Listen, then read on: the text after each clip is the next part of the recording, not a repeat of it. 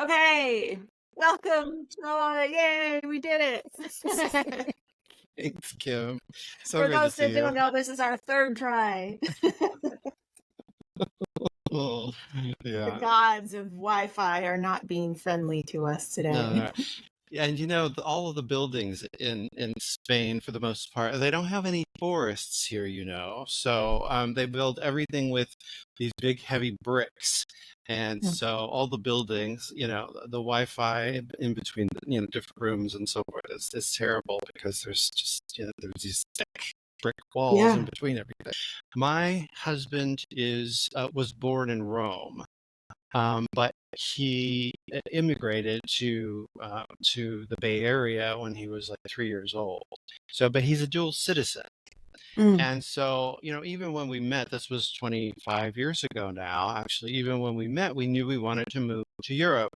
So you've been together for 25 years, and I know that you mentioned to me that you've had a 30 plus year writer's block. Let's jump in a little bit. So it sounds like there's sort of this collision of finding the love of your life and also not being able to put a word on paper. So since that period, obviously what's birthed from that is everything that you've manifested on Substack, including your wonderful serial novel Lamb, which I originally thought was a memoir. um,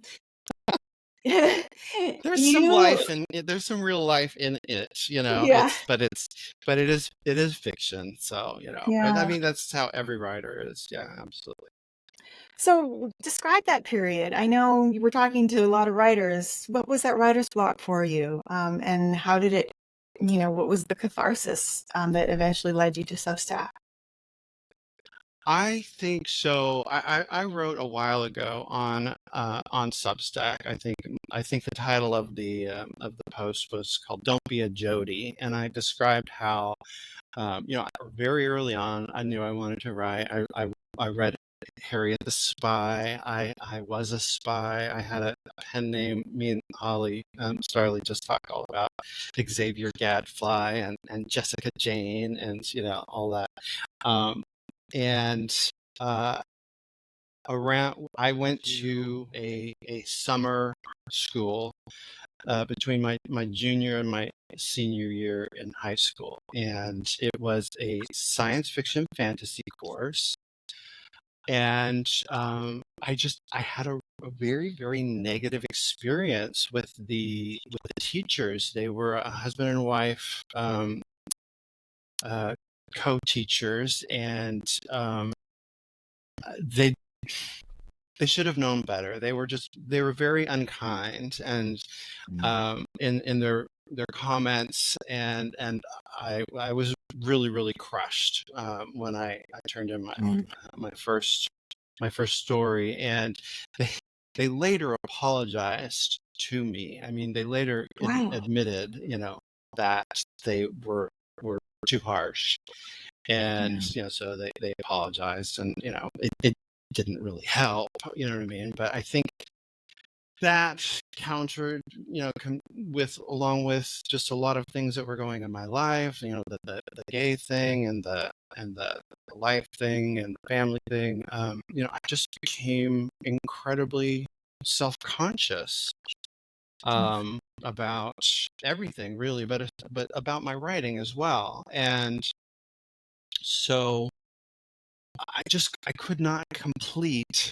I wanted to write novels. I didn't necessarily, and I still don't feel, a huge affinity for short fiction per se. It's just, it's not in my blood as much as longer stories is, and so I tried writing, novel after novel after novel. I'd get 30 to 50 pages in, and it would just dissolve. It would just, like, whatever flame there was would just go out, and then I set it aside for months or years at a time, and just never quite was able to get through it, and I was working full time, and I was working in financial services when I met my husband, and then I went on to do interior design, for about 15 years or so. And, so I was, life, working, Hmm. house, pets, blah, blah, blah, Bay But Area, it's a rat race. So anyway, it sounds like there was that undercurrent that started it all, which was sort of this lack of feeling seen or validated or encouraged from those teachers.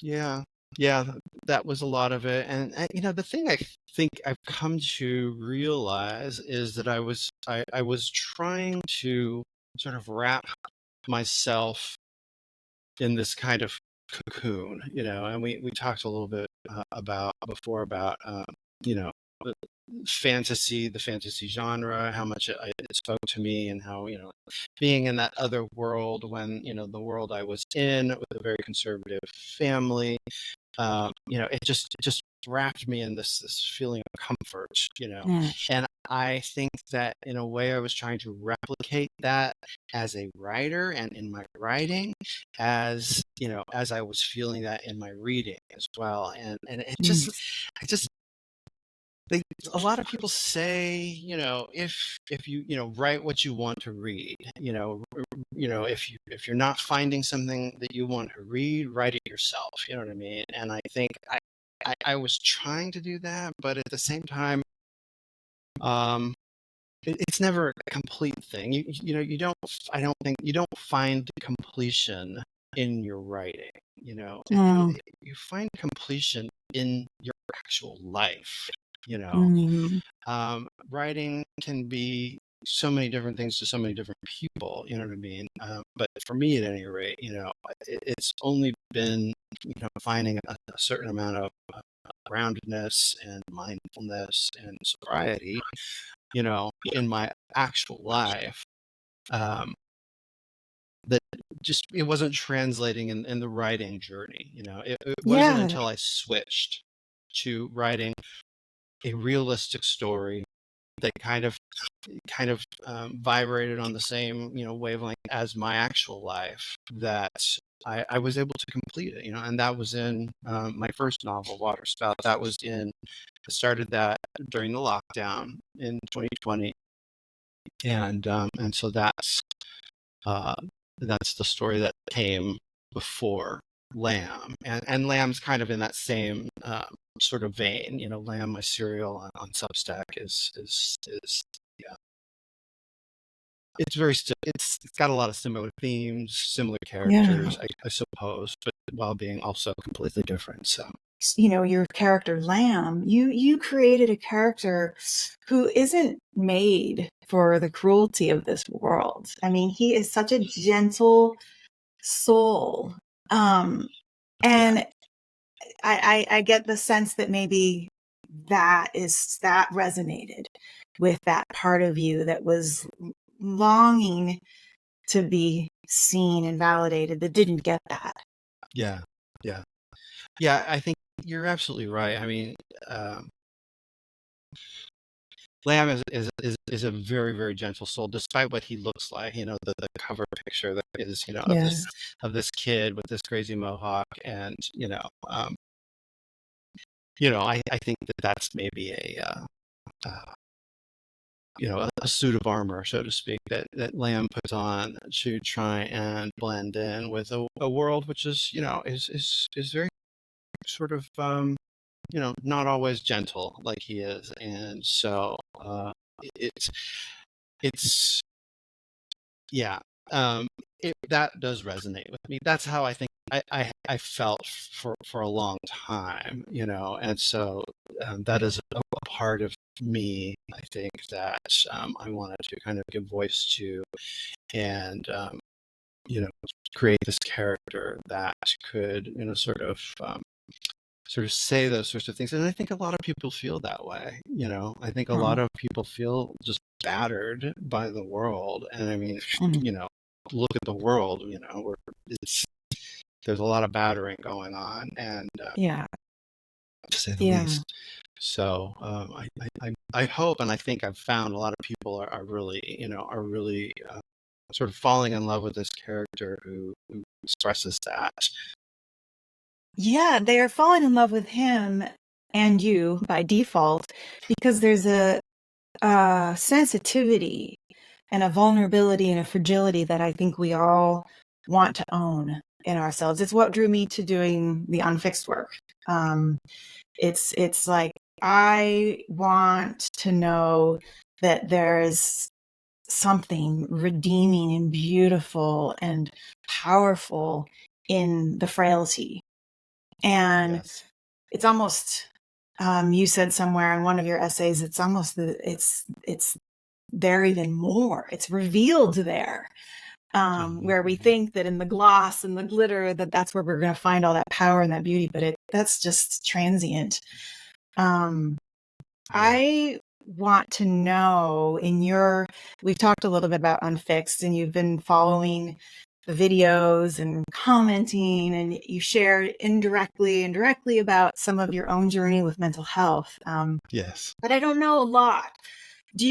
Whatever you want to share, tell me a little bit about your relationship to your own mental health and how that's evolved through the years and how that's shifted your writing. Yes. Well, Just a little so question. hmm? Just a little question. A little question, yeah. So yeah, I think let's say I was first diagnosed technically, although I had to drag the diagnosis out of my therapist at the time, and then all therapists will say, oh, I don't really like to put a label on it, whatever. But this was God, almost 20 years ago now, actually. And so I dragged, it out of him basically to say, what is it? What do what is this? And so it was a diagnosis of generalized anxiety disorder. And what that felt like to me, and it had been true since I was a child, and continues to this day, although I had more recently, I had a wonderful therapist who I worked with for about 1.5 years, and she was amazing. But what the feeling is just this kind of, you've heard of fight or flight, but what is often forgotten, or maybe only more recently has been, sort of added to that, is freeze. Yeah. And so that's kind of, what that experience was for me. It was this kind of constant, I call it a grinding, it's just like this constant grinding of gears in your mind about, all the different possibilities, all the different, things I should have done, all of the horrible incidents of, bullying and harassment and, and so forth that I ever experienced. I mean, I used to, ruminate over things that happened 30, 40 years ago or more, and when this is always going in your mind, you know what I mean? You're just sort of frozen and stuck, perpetually worrying about those things and not sort of facing life as it is happening, And so, anxiety, generalized anxiety disorder, I mean, those have been big parts of my life. And I think, again, it was sort of part and parcel with my writer's block, which, had me judging every word I wrote, at least every word I wrote, intending it hopefully maybe to someday to be published or shown to other people, you know what I mean? Judging it, for every flaw, every, sort of imaginable, way in which it could be torn apart and so forth. And so that unfortunately it translated into a drinking problem. And so I had a very difficult time with alcoholism, and that only sort of has very recently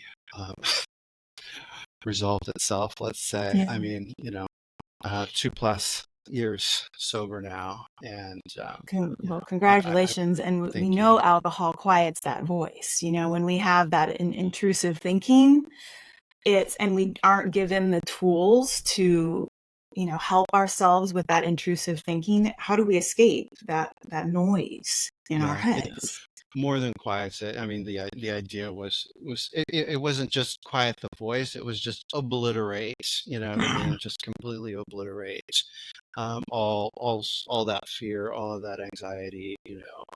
Yeah. And um, a lot of internalized homophobia too. So Hmm.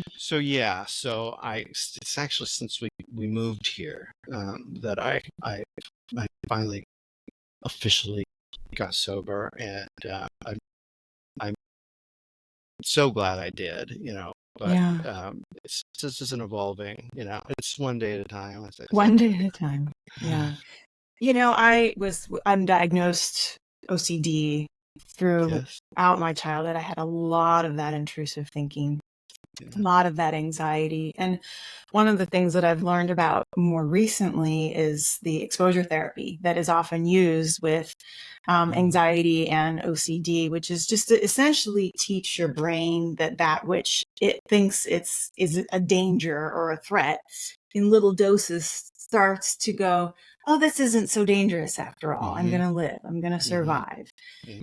Well, the exposure I mean, there's so many different ways to approach it. The approach that my therapist talked to me about, and that I'm not sure she specializes in it, but it's DBT, it's dialectical behavioral therapy.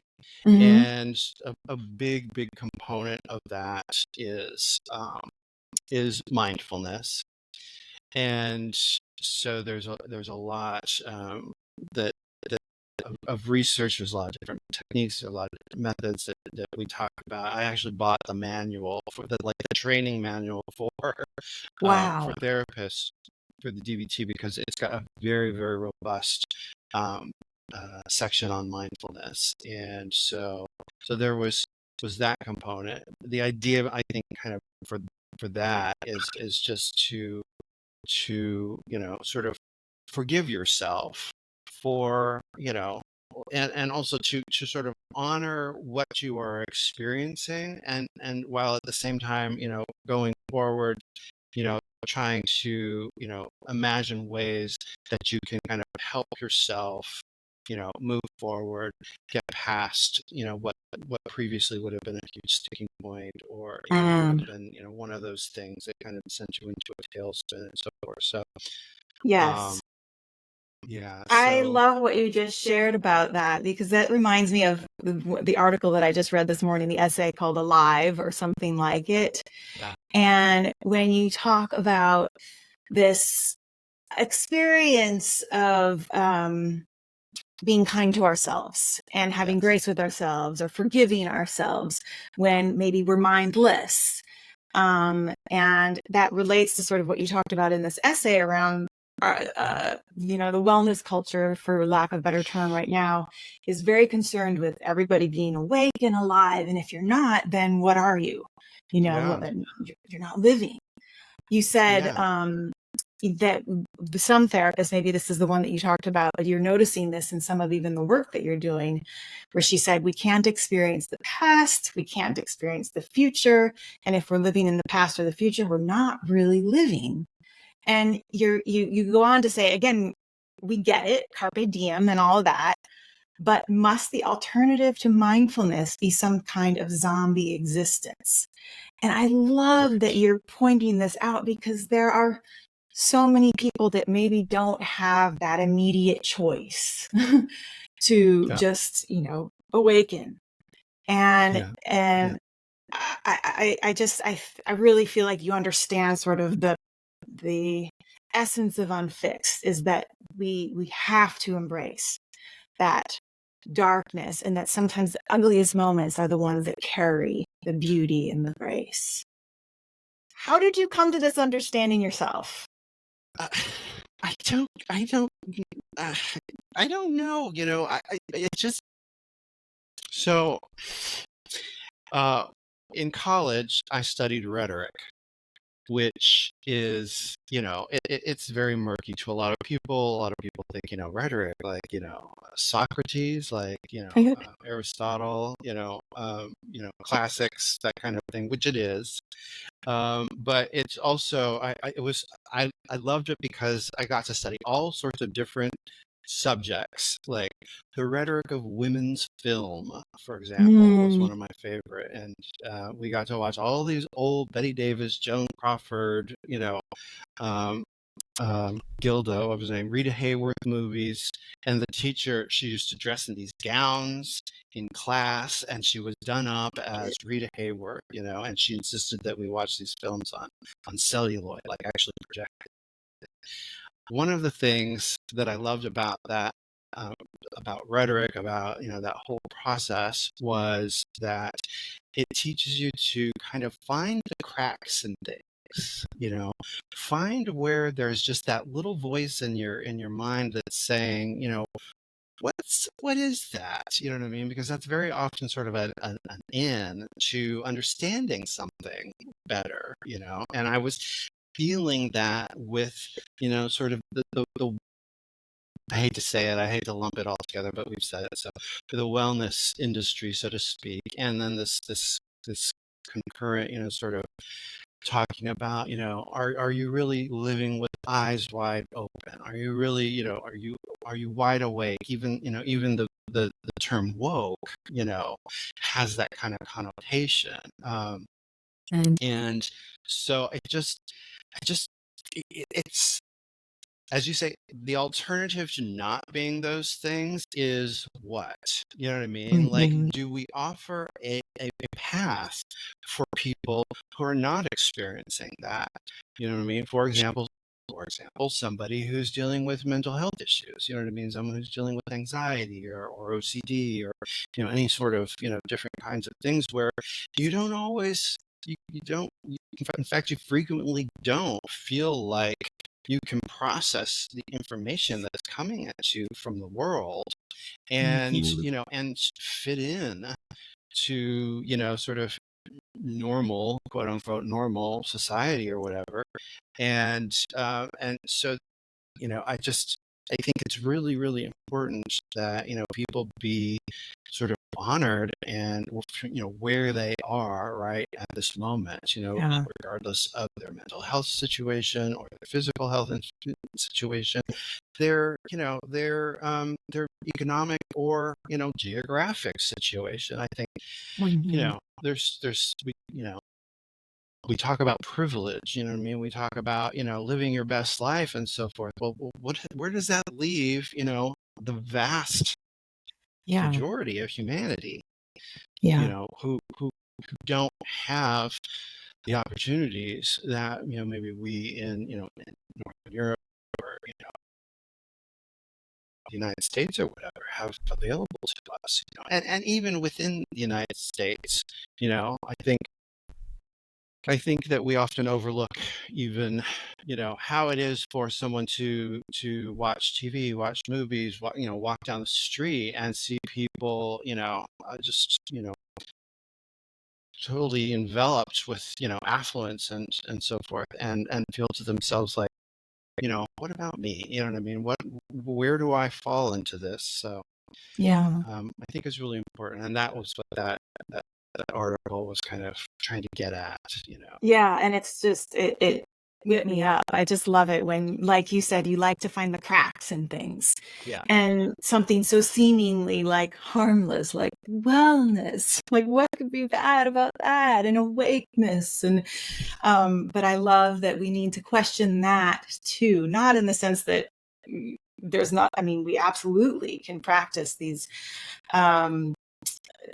discover these tools that are necessary in order to breathe through the hard stuff of our lives and maybe live a little bit better. But we have to recognize that it's not just like a hat that someone can put on and take off. And there's that term post-traumatic growth that have you heard that term before? No. Where, and it's one of the toxic positivity type of thing where inevitably we do grow from our stories and from our traumas, but to assume that that's what's going to happen is like a subtle violence towards another's unique experience. To assume, well, what did you get from that?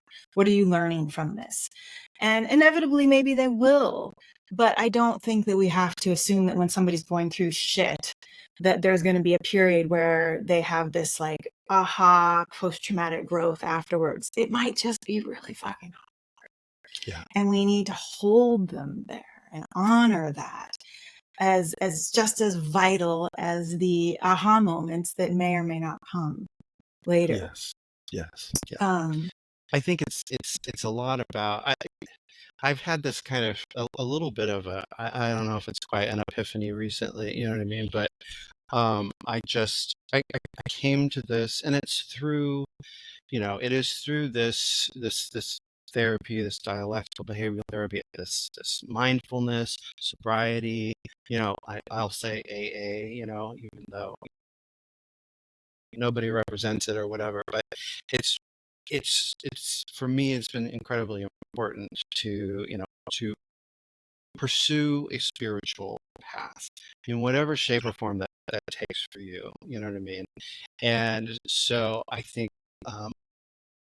I've recently just sort of had this sort of this feeling like I want to be a witness. I want to be a witness to other people's experience and their presentation of themselves and their stated wishes for themselves. And that means, for me at any rate, that I don't have to weigh in on every single, demographic issue, politics or whatever. You know what I mean? It's not for me to speak about anyone else's experience but my own. And I'm feeling amazingly powerful recently about this particular issue, that I've taken just a great big step back, and I've been trying to just sort of imagine it's my eyes and my ears are wide open and my mouth is shut. And I'm just trying to let people be who they want to be, say what they want to say, and just honor where everybody is coming from. And wow. it's a big thing. Sorry. Well, the beautiful thing about that is that you, as a writer, through those observations, then you get to represent those characters in a less stereotypical, biased way. I mean, you're not, well, of course, it's coming through you, so you have your own history that will imprint itself upon it. But these characters, through your observation, are really allowing these voices to be heard. And you're doing that also through your new QStack, which is incredible. And I love that you're finding more and more ways for these minimal or non-existent voices to come forward. Yes. For those who don't know about it yet, can you talk about that a little bit? Yeah. Actually, I'm glad you mentioned that, because that was kind of my next thought as well. So yeah, basically, it started out. When I started publishing Lamb, I just sort of tossed off this little blurb that was just like, that there's really not much queer content on Substack, and then I realized, hold on, I don't really know that that's true, actually. So I started looking, and so the first thing that I realized is that there is no LGBTQ plus category on Substack. There's also no women. There's no category for people of color or people, I don't, there's no for disability. There's no, there's strangely no demographic categories for people who want to talk about those kinds of issues or whatever. So I originally I thought maybe I was just going to have it as be like a little sort of subsection of Board Knows, but I realized kind of just before I hit publish on that first announcement about QStack that it needed to be its own entity. So I ended up creating that morning. I ended up creating a whole new newsletter, and I had designed a logo, and I started doing that thing, and I'm so glad I did. I'm so glad I gave it the Yeah. whole, the full force of its own newsletter, because the response of people has been absolutely amazing. I've been so moved by all of the people reaching out and emailing me and telling me how much they feel like it's needed, how they feel like it's something that can really bring the community together and allow us to find each other, because I was just doing little keyword searches, LGBTQ, LGBT, you know what I mean, queer, you know what I mean, and it's just the search function on Substack is incredibly clunky, and I was Yeah. finding newsletters that haven't been touched in 2 years, right next to newsletters with 20,000 plus subscribers, and meanwhile, for example, George Takei. Did anyone know that George Takei has a Substack? He Wow. does, but it Wow. wasn't coming up. How are we Yeah. not seeing all of this? So I decided this needs to be, its own entity, and one of those things, I'll be honest, and I'm not 1,000% up on the politics of it or whatever, but I'm very, very, very firmly in favor of trans rights, trans visibility, trans agency, and I absolutely do not subscribe to. I'm not even going to use the acronym, but the exclusion of trans people is not for me. Let's say Yeah. that.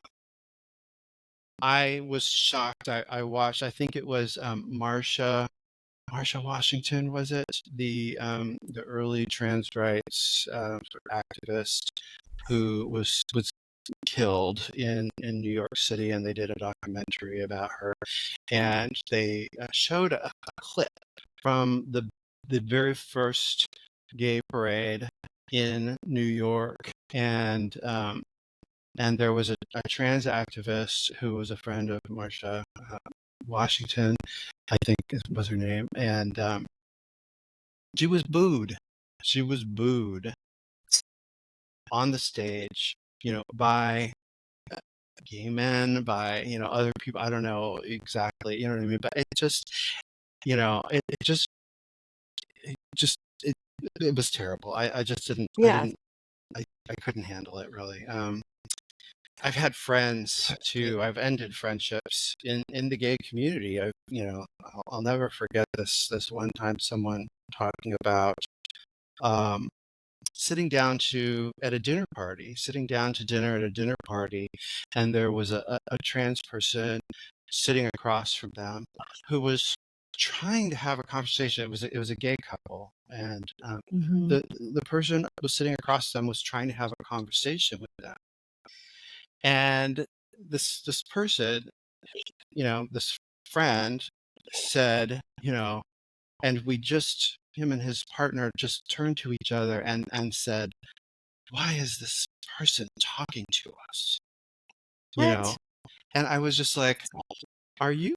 I couldn't believe what I was hearing. That's so weird. Like, are you actually telling me that you refused to speak to a person because they were trans at a dinner party? I couldn't believe it. Why So are we so, I mean, without trying to get too philosophical, why obviously this visibility matters so that, people can see themselves and we can see each other and we can break down biases and we can really, recognize our shared humanity. Why does Hollywood and mainstream media, even Substack, why is this so hard for them to understand the importance of this visibility? I don't know. I don't know. I have my theories. And me and my husband were just watching. We started watching two movies, actually. The first one was Roadhouse with Jake Gyllenhaal. You know what I mean? Yeah, I And we're haven't like, seen it Jake yet. Gyllenhaal, Brokeback Mountain. Love Yeah. Jake. Yeah. But it was just so. It was just so ultra violent, Yeah. and it was just this horrible sort of, you know, everyone knows the story of Roadhouse, I think, where this ultra capable bouncer comes in and and basically does battle with this hyper masculine, toxic masculinity element that's trying Mm. to sort of just beat down everybody at this Roadhouse or whatever like that. We stopped watching it after like 10 minutes Mm. because we were just like, this is, what is this? It's just this this toxic masculinity narrative. You know what Yeah. I mean? And yet it's a major blockbuster with a major Hollywood star. You know what I mean? And we're being forced to sort of, well, we weren't being forced, obviously, but we're watching these narratives and not questioning it. And then, of course, the very next movie we turned to was The Gray Man with Ryan Gosling, and it's the same damn thing. You know what I mean? It's just in Yes. this one, it's Yeah. this spy, and but what I found so interesting was that they showed this clip of his several clips of his father, you know, brutalizing his sons in this kind of, rite of passage upbringing that he was hoping to turn his sons into, you know, into macho men or whatever, Yeah. and after Hmm. it was over, I just said, I think I'm done with these kinds of movies and this narrative of, Yep. and it's in our politics. You've got Vladimir Putin and you've got Donald Trump and you've just got this toxic stew of, bigger, more powerful, richer, it's a Well, did lot. you see the Iron Claw yet? No, no. Oh, well, it's a oh my goodness. We cried. Oh It's a gosh. true story, but it's about a boxing family and the toxic masculinity of the father, imposing his way on, well, five sons are represented in the movie. It turns out there were actually six sons, and I don't want to give it away, but it was a The Iron it was a Cross. downward spiral, of all these boys growing up with such expectations, and And what I it think that's at the heart actually, of it. yeah, what it ends Sorry, up go ahead. doing to us. Sorry, it's definitely one to watch. It's heartbreaking, and I feel like some of the roots of this is just because we all want to belong. We hear this all the time now. Everybody's for tribal. Human beings are tribal, and there is a sense of, some of us are more introverted than others, so we don't have this deep need to like belong to large um friendship tribes, but there is a sense of feeling heard and seen in our world. And I know belonging is a theme in your work. And I know, like Lamb, he's trying to find his place in this world. I want to go to something that's a little more personal for you, because I know that you were adopted, Oh and yes. Please share how that. this theme of Give it away. belonging is living through you, and how adoption was a part of that. Yeah, yeah. Well, we talked a little bit about this. So, so you have not an adoption narrative, but you found out, later in life that, you have a biological father and you have you know, another father, basically. Yeah. Um, so my parents were very upfront with my sister and I both.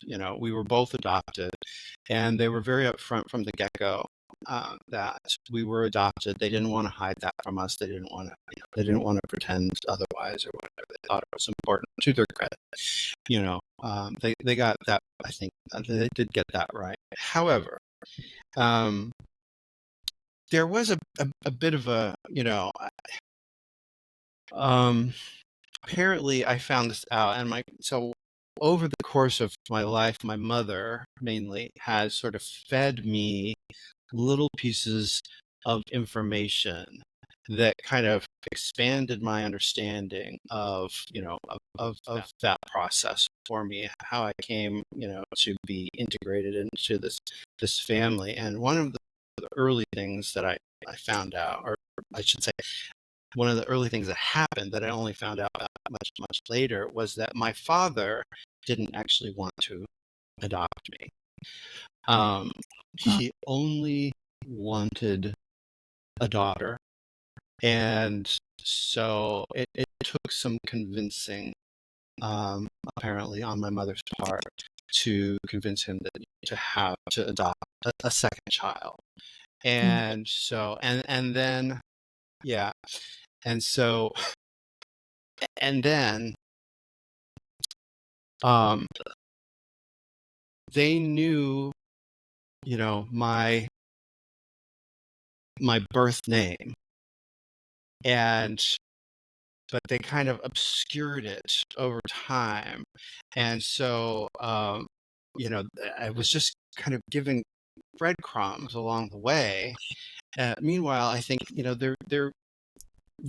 there's a way in which, children, I think, consent, when their parents, are not, what am I saying, necessarily proud of them, let's say, and that was a big part of, of my years later, as I, became a young teen, and then, older and so forth. And it was very clear to me that my father was very disappointed in the son that he ended up getting. So it was very difficult. I only found out very recently, just before we moved to Spain. Actually, I did 23andMe, as you did, and so I connected with um, with some people from my biological family. Not close, not like aunt or uncle. Yeah. I connected with a woman who believes, and we're not 1,000% sure, because it's still a very small portion of the, it's like a 12% connection or whatever. It does sound plausible, though, that she was the daughter of my half sister. Whoa. And so her grandfather was my father. And she actually gave me a bunch of information, including some pictures of him. Wow. And he had passed away already, even when I discovered all of this, as had her mother.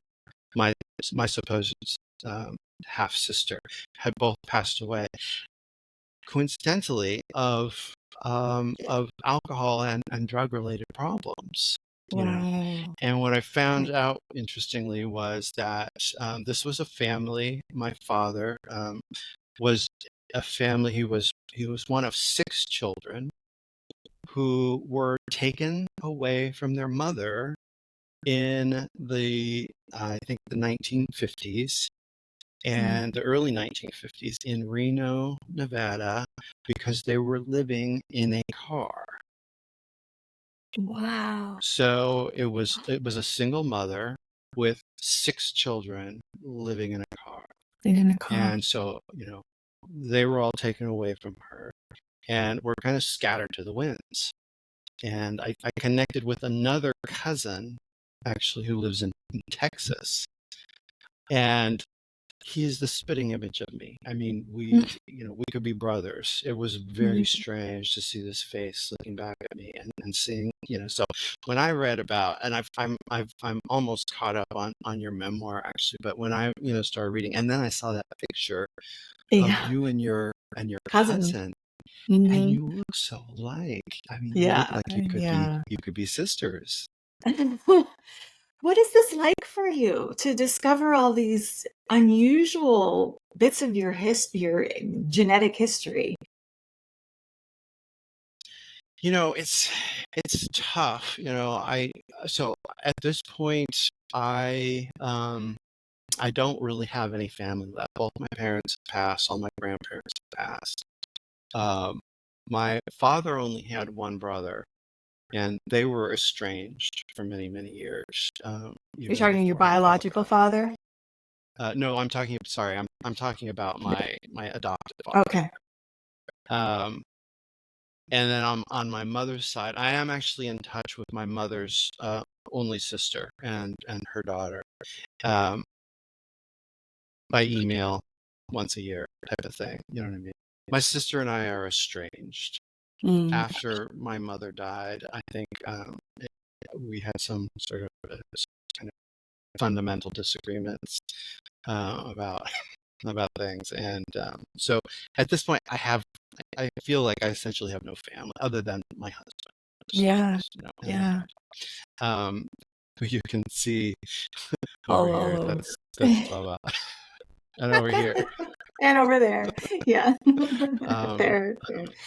yeah, so I think not ever actually having that really close family as even as a child, and then going through my life or whatever, it didn't it was hard. It was like to find out all this information, but then also to find out that my closest relative, let's say my half sister, she was already dead, and Yeah. my father as well, already died, like 10 years before I even ever found out about it. You know what I mean?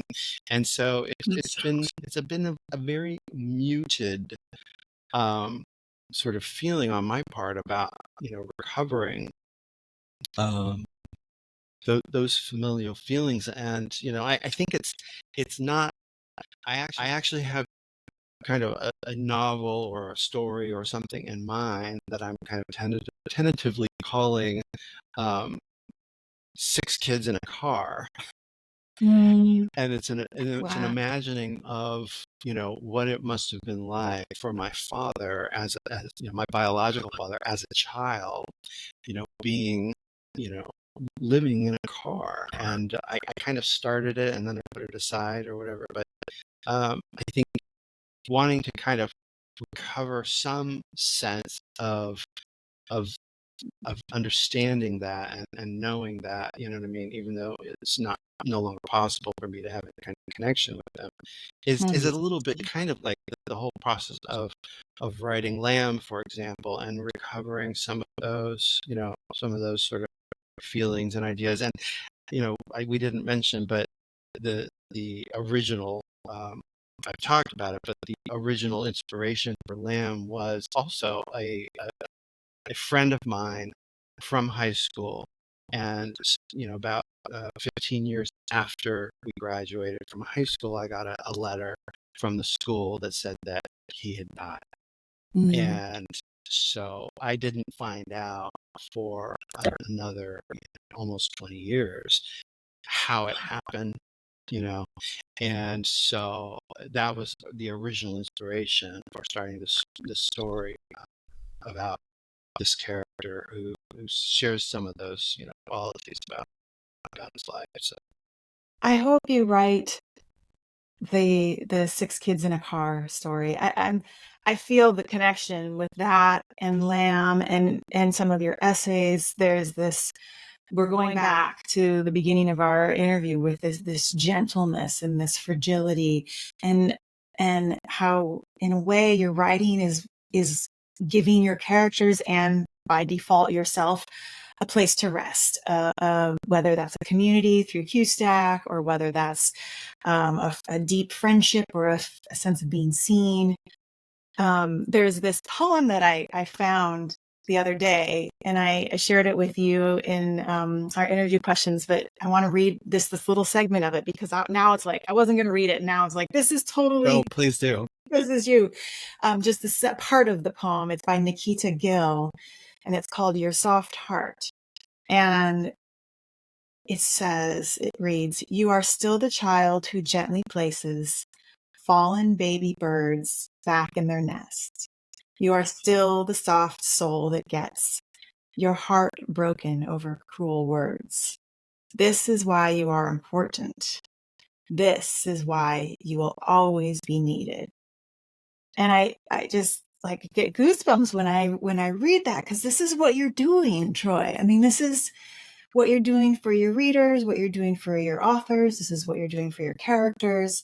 You're putting them back in their nest. And now that I know more about your own story, you're building yourself a nest. Yes, you're right. I think you're right. That's so sweet. I love it. It's so beautiful. It's like, It and I love is. too that, you had this career as an interior decorator too. So you're always building nests, you know? Yeah. Yeah. Big Absolutely. grand nests. Yeah. Yeah. Yeah. Yeah. So, I'm looking forward to finishing your memoir. Although it's not finished. You've got still, I think, One I don't know, chapter left, just and one then chapter left. one chapter, and then an epilogue, and then kind of like an author's note. So we got 3 weeks left, but it's nearing the finish line, and I feel sad about it because I don't want Yeah. it to end. It's been such just a rewarding, beyond, that's a stupid word, it's a horrible word. It's been such an enlivening experience for me to share. Yes.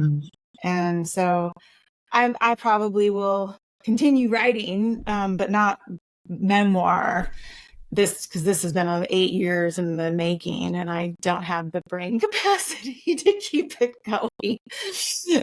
Well, put it aside, and then Yeah. you can have you can always write a second one later on in Hmm. life, Yeah. and talk more about that. I mean, the work that you're doing with Unfixed and the stories that you've been showing us about all these people, Dylan, and I can't remember even all their names, but there have been so many of Yeah. them that. And there was this one that I watched recently where people were talking about sex and intimacy and stuff like that. And Hmm. it really, really moved me because it is such an intimate but integral part of our lives, and and yet it's so hard to talk about, and they did it so beautifully and so bravely, Hmm. and it's so intertwined with with love and the most important relationships that we have, Yeah. with our partners and so forth. So I just am so admire it so much, the work that you do, and I love watching all of those stories and reading about them too. But yeah, so Thank you. Yeah, I was so happy Dylan chimed in on that, the sex and intimacy, because he hasn't moved his body in 4 years, and I thought, is he going to want to share? And he was like, yeah, yeah. And he quotes, Luke Skywalker, and talks about how reaching out with your energy, and like it's just been such a fresh perspective to hear. Kind of like, again, going back to what you said, it's like, well, I want to find the crack here. I want to break this open and not make it just, I'm not trying to paint rainbows on it, but I want to broaden the definition of what it means to live well. yeah, And I think yeah. you and I It both, reminds in me a way, ultimately. are It reminds me very much of building that. nests for baby birds. Yeah, yeah, yeah. Yeah. Yeah, it reminds me a lot of that statue that Holly Starley had put. She had added that of the woman in lotus pose, but that it had the cracks in it and the light shining out of it. That's exactly what that reminds me of. Yep. It's In fact, absolutely. I have one episode I'm going to share in a couple of weeks, and it's a woman's story who, in fact, I call it Kintsugi Human, because she talks about that crap, that all of her brokenness and all this shit that happened to her was just creating more space for light to pour through. And it's quite stunning to bring this conversation into our wellness washed world. And I'm so thrilled with all of the voices that you're bringing into the world and your characters. And Lamb, I just want to sit down and wrestle with him and then have a cup of tea, and he's just such a sweetheart. So I think, beware, because if I come to Barcelona, I'm probably going to do the same with you. Sounds good. Sounds good. Yeah, absolutely. Well, we're at 59 minutes, if you can believe it. I can't believe it. Yeah. Yeah. This is just gorgeous. Thank you, Troy. Thank you for spending time with me, but mostly thank you for just doing the beautiful work that you're doing. I'm thrilled, and I can't wait to see what you do next. Oh, thank you so much. It's been an absolute delight.